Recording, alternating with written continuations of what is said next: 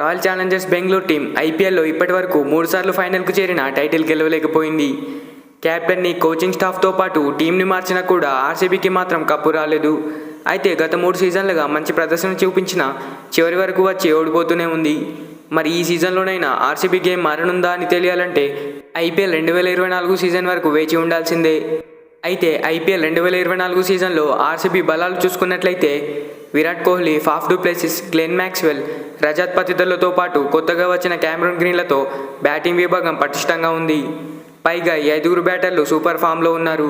వారు అదే జోరును కొనసాగిస్తే ఆర్సీబీ సునాయాసంగా భారీ స్కోర్లు చేస్తుంది.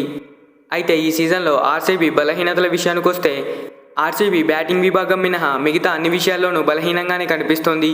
హేజిల్వుడ్, హర్షల్ పటేల్, హసరంగాలతో గతేడాది పటిష్టంగా కనిపించిన ఆర్సీబీ ఈ సీజన్కి ముందు వారిని వదిలేసింది.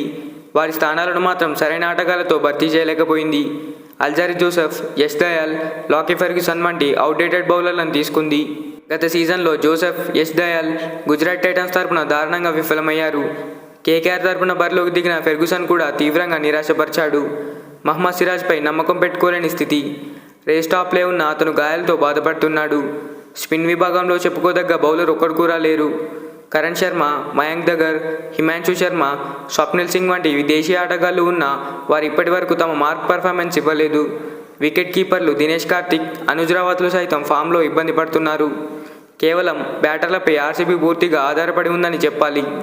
అయితే ఐపీఎల్ 2024 సీజన్లో ఆర్సీబీ ద బెస్ట్ ప్లేయింగ్ 11 చూసుకున్నట్లయితే ఓపెనర్గా నెంబర్ 1 పొజిషన్లో Faf du Plessis, number 2 Virat Kohli, number 3 Rajat Patidar, number 4 Glenn Maxwell, number 5 Cameron Green, number 6 Mahipal Lomror, number 7 Dinesh Karthik, number 8 Mayank Dagar, number 9 Alzarri Joseph, number 10 Mohammed Siraj, number 11 Akashdeep లేదా యష్ దయాల్.